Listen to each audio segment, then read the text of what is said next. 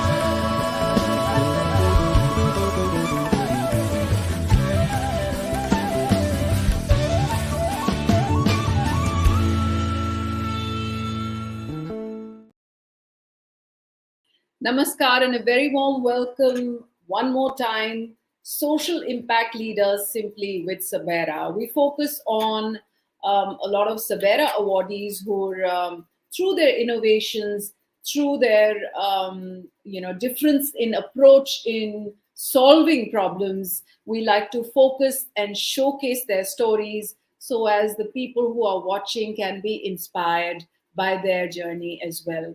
But as is customary, I'd like to start by acknowledging the higher power that gives me the Shakti to do what I do. Ya Kundendu Tusharahara Dhavala, Ya Shubhra Vastravrita, Ya Veena Varadanda Manditakara, Ya Shweta Padamasana, Ya Brahmachitta Shankar Prabhutibhi, Devai Sada Vandita, Samam Patu Saraswati, Bhagavati Nishesh, Jadyapaha. A very old Sanskrit shlok, of course. It talks about dispelling the darkness of ignorance that resides in our hearts through the wisdom, through the light of knowledge. And we pray to Goddess Saraswati to give us that knowledge, to give us that light.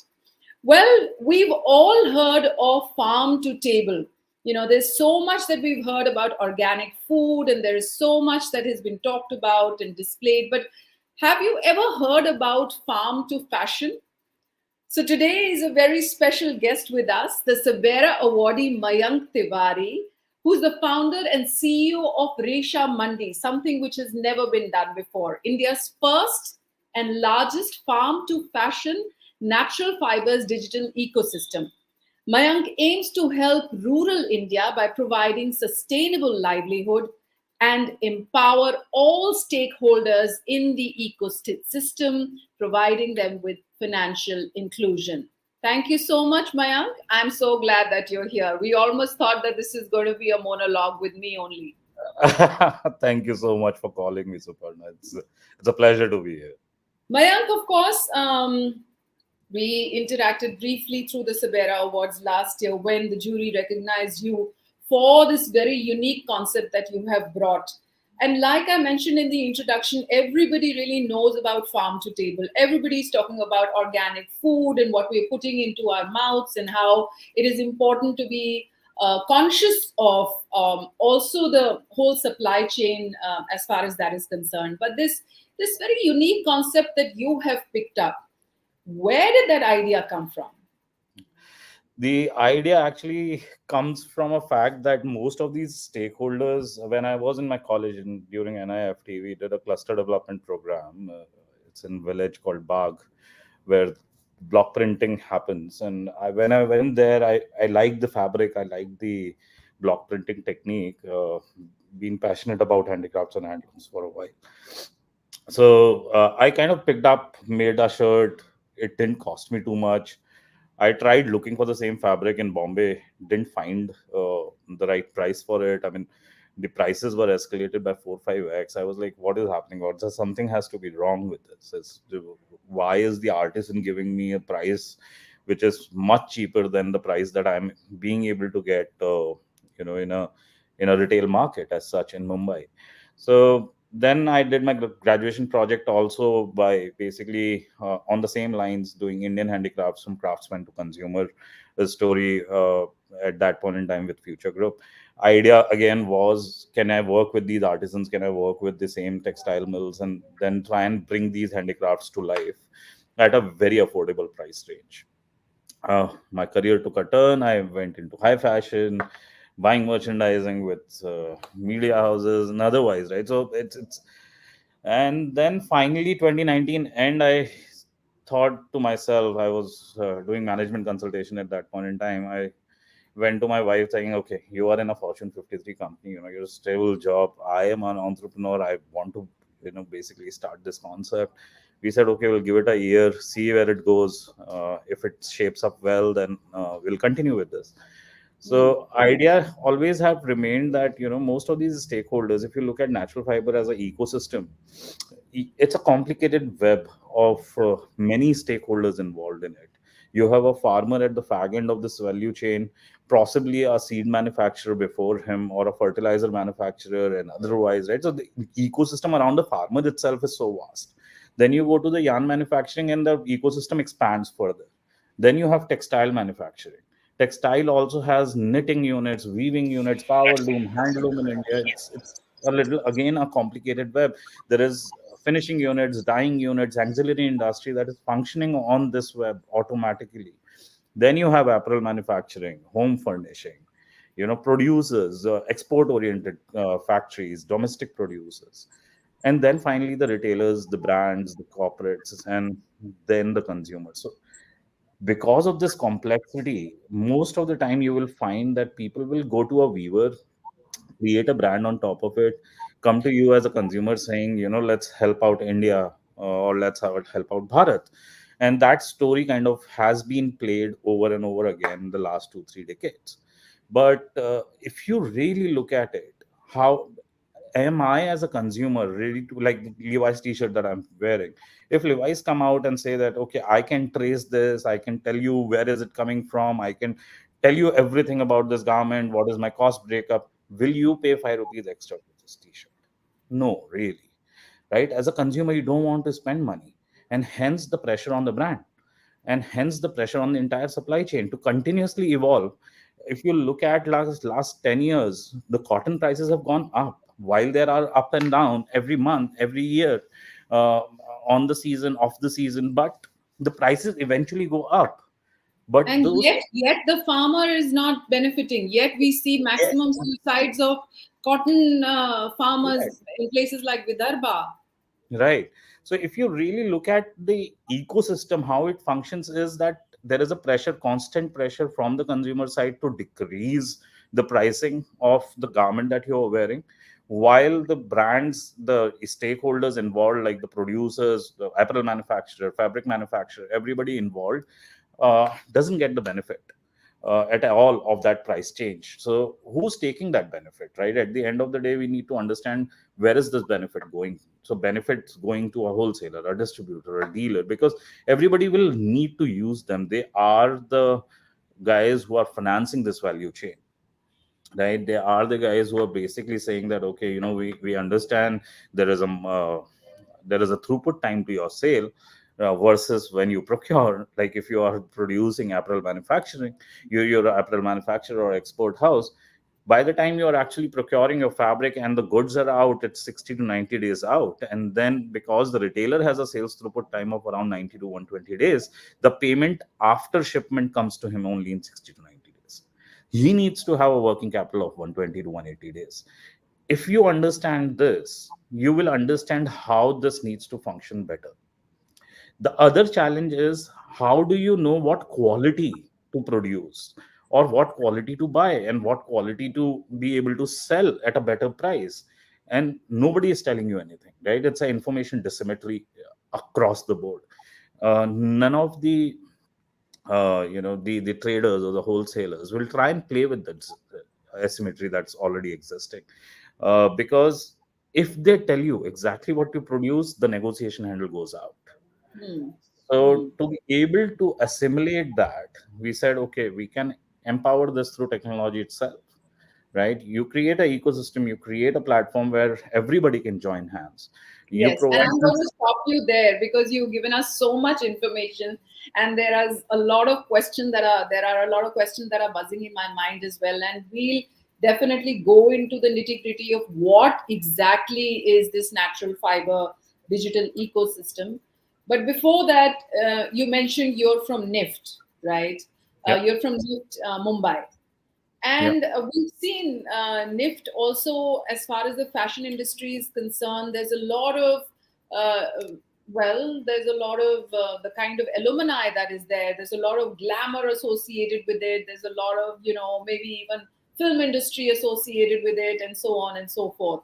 But here you are, you wanted to focus, it's almost like your ikigai, that what you're good at, what you've been trained at, and it can also, do good for the farmer, ultimately benefit the farmer. So I want to understand, how is it that you are doing this and not a lot of other people who are maybe graduates from your institute who have thought about it? What is it that, kind of drives you, or what were your influences while growing up? Say, for example, how did your mother influence you? How did the place where you were born influence you? Or how your father, what was his influence in your life? Did that shape you into finally actually taking the step? So let me give you a bit of a background, right? So I come from a place called Gwalior in Madhya Pradesh. It's a B class town. It's still not a metro city as such. Survives on two things. One, because it's the northernmost point of entry to MP, most of the dealers, distributors, wholesalers you will find there. The second of that economy is primarily the government services, because there's just no industrial production that happens. It used to happen in Gwalior, but it kind of got shut down because of the water scarcity. It's in a leeward side of Chambal Valley, and hence there is water scarcity in Gwalior, right? So primarily these are the two things that Gwalior survives on. Now, of course, I don't come from a business background. My father, my grandfather, my great grandfather, all of them were in government service. My great grandfather was first station master of Gwalior. So you know but I think when I was in my fourth standard, my mom took a very bold step, and this was a very bold step for a family in Gwalior, for to have a working woman in the house, with two kids, right? So I was in fourth standard. My younger brother was possibly in LKG or UKG at that point in time. And she took this bold step, saying, okay, we have one property on in one of the most underdeveloped societies of Gwalior. I'm going to start a school which is not going to charge too much, but I'm going to give them the same imperative knowledge that they should get in a very good private school. With that, I think she was able to scale that school from two students to around 450 students. Uh, we were till 10th standard and otherwise, right? So it that influenced me a lot, because I used to go in my uh, you know the time when I find time, like after my school or during my vacations, I would go to this school. I would try and teach the kids. I would try and play with them. uh, Most of these kids have passed out, like a few of them have become engineers, few of them have become government servants. And then, so the whole influence was that my mom taking that bold step, going out, being able to convince people to join hands with her, paying them possibly 500 rupees a month as a teacher, 800 rupees a month as a teacher. People were doing more social service than anything else. And I saw the change happen, right? And I saw that there is something more to life than just earning your own goal. So I think that influenced a lot. That was the childhood influence. Of course, NIFT had its own influences on this. It's when you go to NIFT, everybody expects that the fashion industry is very glamorous. It's the most unglamorous industry that you can get into. And I With know how hard you guys work, because my daughter is a NIF Delhi graduate, and the sleepless nights and really the teachers can be very, very taxing coming down, because they're obviously perfecting you to be aligned with the industry. I think it's one of the finest institutions of the country. Yeah, so like our batch was the first degree batch that passed out from NIFT. I think we were the guinea pigs. Every experiment that you can think of was possibly happening with my batch. So we got trained on IT, we got trained on production, we got trained on design. While I was a Apple production graduate, I got trained on design. I got trained on draping. I got trained on making lingerie also. So the training was so diversified that I also ended up. Some part of MBA courses were also introduced to us. I've learned HR management, I've learned operations management, I've learned training of first line managers. These are unusual courses that none of the engineering institutes will give you. A HR Right. management course with a labor law being taught to you, or a IP degree, a IP advocate actually coming and talking to you about how to apply for patents and trademarks, and actually you're going through that entire process in four And years. this very important aspect that you touched upon, going into clusters and Yeah. actually working with the artisans, actually working with the weavers, I think that also kind of helps you shape your thought process as to what is it that you would want to do, and that also played a major part with you Yeah, as well, so isn't it? I think me as a student, I've been a leader in my institute. In my second year, I became the secretary, and then in third year, I became the president. In fourth year, I almost became the kingmaker. But Wow. नहीं नहीं, अपनी बड़ाई हम खुद कर सकते हैं, so no problems. But I think That's commendable. घमंड घमंड तो किया ही नहीं कभी. But I think that also shapes you, right? When you are able to go against the tide. And in I like cluster development was one such aspect where you're going and meeting these artisans. The other aspect was you're because you are in Mumbai, you are able to go to the textile mills, you're able to go to a Apple manufacturing house, you're able to see the industry firsthand. Generally, like now NIFTs are at a varied location, so people, I don't know if they're getting that kind of an exposure, but we got a lot of exposure. Our professors were people who were coming from the industry, and that's why most of our courses, though we were having a weekday course, but few of our courses happened on weekends. Like we couldn't take one single leave because the Right, entire week was blocked. right. So because of that industry exposure, you're continually looking for innovation. Now NIFT also teaches you, and this is something that I think I learned from NIFT, where you can reject, uh, you can fail fast. You look at something, you try and fail at it faster, and then go for something else. Those Super, assignments, when they are giving you redos, they are actually prepping you for the same thing that you can fail fast. uh, super. you generally don't like it, but that's how it was. Yeah, super, super. I couldn't have summed it up better. And you become very, the attention to detail, to be able to do perfection, make it better, better. So that's very important. So your technical know-how obviously came in, was honed, your skills were honed with the institute that you went to. Your empathetic side of you, in terms of being able to serve for the betterment of society, came in with your exposure with your mother. Giving you that influence at an impressionable age by teaching or creating a school for education. Now, let's come to you actually putting both of these things together, um, and talk a little bit more about what exactly is that your digital ecosystem does when it comes to natural fibers. I'll keep it in a very simple format. I love to abbreviate things, so I call it MMADS. That's my philosophy. These are the five services we provide as the company.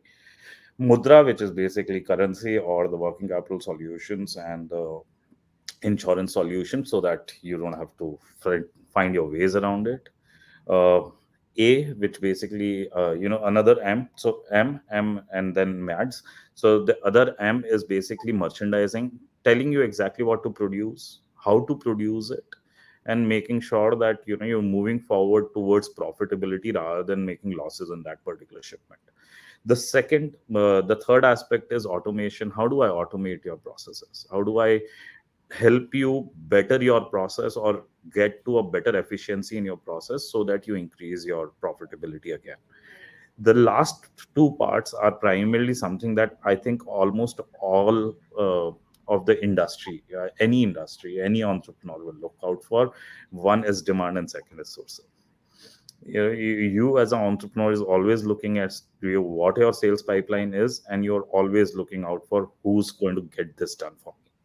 So we help you with these five services. Put together, it becomes a gamut of service, an entire ecosystem around each one of them. So what So do you say? What is the acronym? MMA? DS, DS. MMADS, Okay. right? So it's basically we're basically saying that you can go mad with us. Ah, I see. And have you managed to make a few people go mad along with you? I think so. I'm certainly hoping that the industry has gone a little mad with Reshamandi's advent coming in. Okay, one very important aspect in this whole thing, whenever it comes to technology, when it comes to digital, and the reason why I'm saying this is because this year's Sabera theme is also Atmanirbhar Bharat, and we're focusing on technological interventions in the most neglected parts of the country, maybe rural parts of the country, maybe parts of the country that have been under conflict, and there's really not much intervention which has happened. So we're focusing there, but I think there is also a challenge to be able to, the end consumer or the end farmer who is there, or the end craftsman, weaver, whoever it is. How do you get them onto the platform? How do you educate them digitally?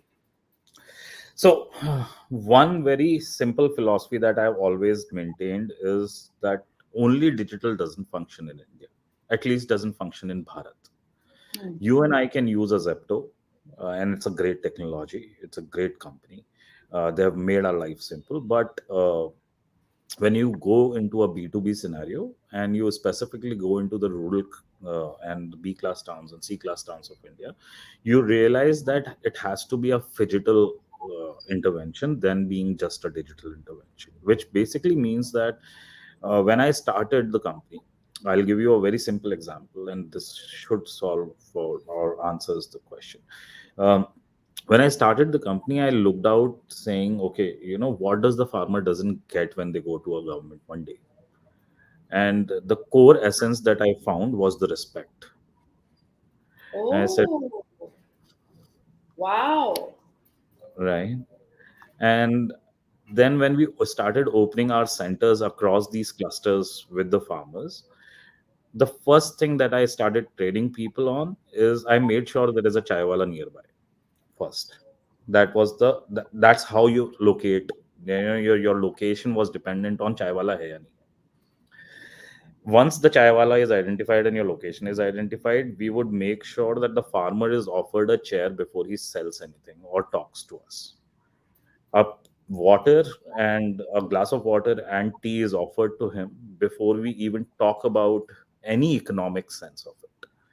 He may not have produced the right quality, you may not buy it, he may not sell it to you, all that is fine. First thing first, it's about the relationship that you maintain or the trust you maintain in that relationship with him. The moment that trust comes, you know farmer of India, हमारे किसान ना इतने so to say, they love trusting you.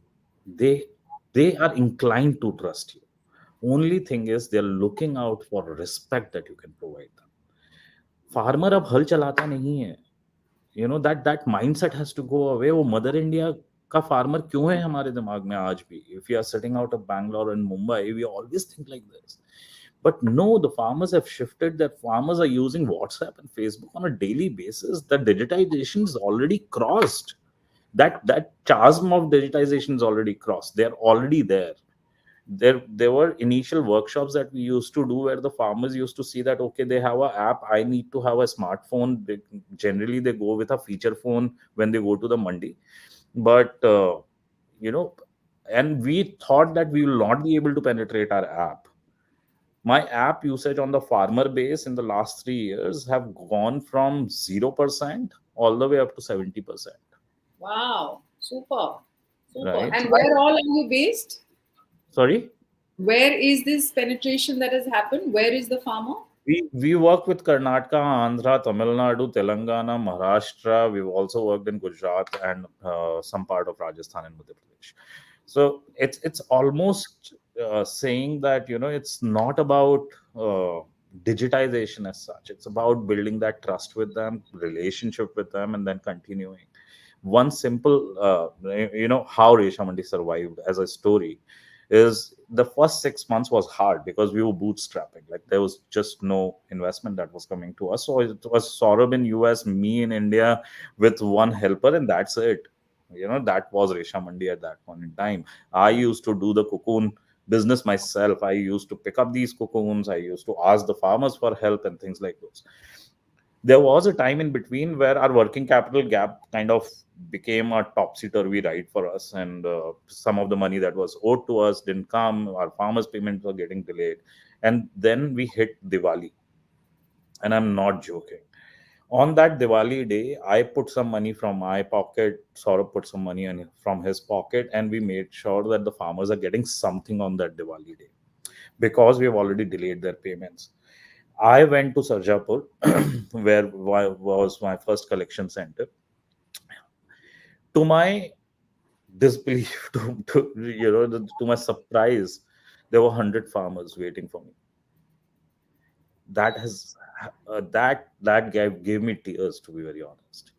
That the trust in the ecosystem is so large, so huge, that you can't break this, right? Same thing happened when we were in one of the villages in the North Karnataka region, where you know there was this political tension that was happening, and people were asking us to shut down things like that. In that particular village, they produce one of the finest varieties of cocoon in India.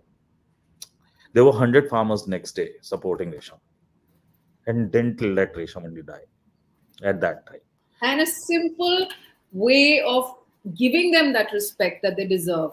I think Yeah. that was your very, very basic way to approach them. I think Yeah. that's brilliant. Sometimes a lot of, the complex problems of the world have really a very, very simple solution. This is one really that example of that.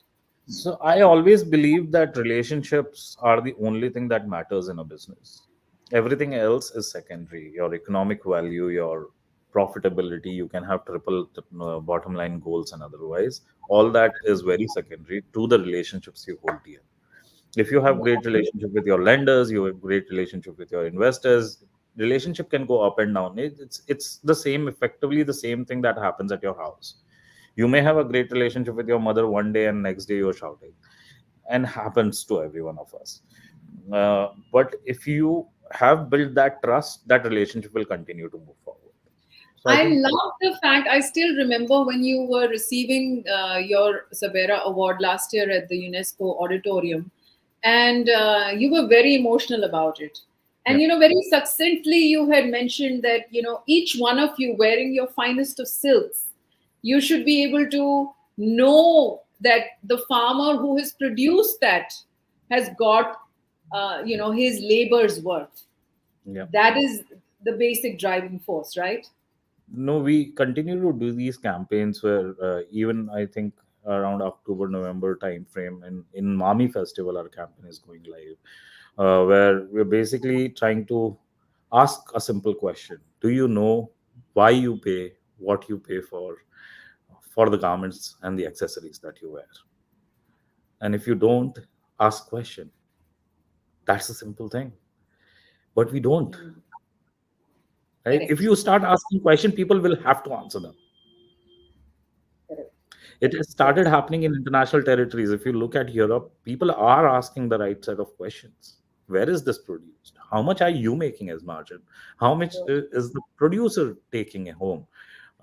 Am I supporting him? Am I not supporting him? See, it's not about a just a simple marketing campaign. It's about being able to have a transparency in the ecosystem.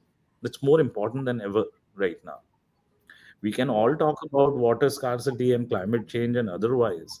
Until we are able to solve it at a very basic level, by asking these right set of questions to the people who can influence this.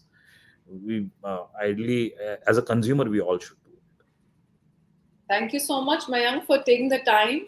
I hope that we can see some more good work coming out of Reshamandi in the near future, and hopefully SABERA can recognize you once again. Also, if somebody would like to connect with you to share the kind of knowledge that you have managed to garner over the past few years, to help them, catalyze their journey, or maybe also become a part of Reshamandi, how is it that person can connect with you? Either simply download our app or go to our website reshamandi.com. It's that simple. Just go to your Google Play Store, iPhone App Store, just download Reshamandi, and you can recognize yourself as whatsoever the stakeholders are already mentioned. It works in multilingual. You won't have to fret, why is it only working in English? So you can just download or go to our website, post a query. Somebody from our team in next 12 hours will reach out to you. Thank you so much, and hope to catch up with you soon enough. All the Yes, best. I'll see you this time. Thank you. Bye bye. Take care. Bye. Yeah.